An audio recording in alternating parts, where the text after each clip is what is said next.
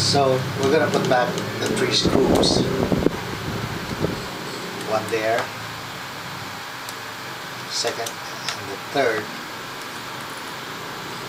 And oh, by the way, they're marked by numbers, so there's a total of 5 of them.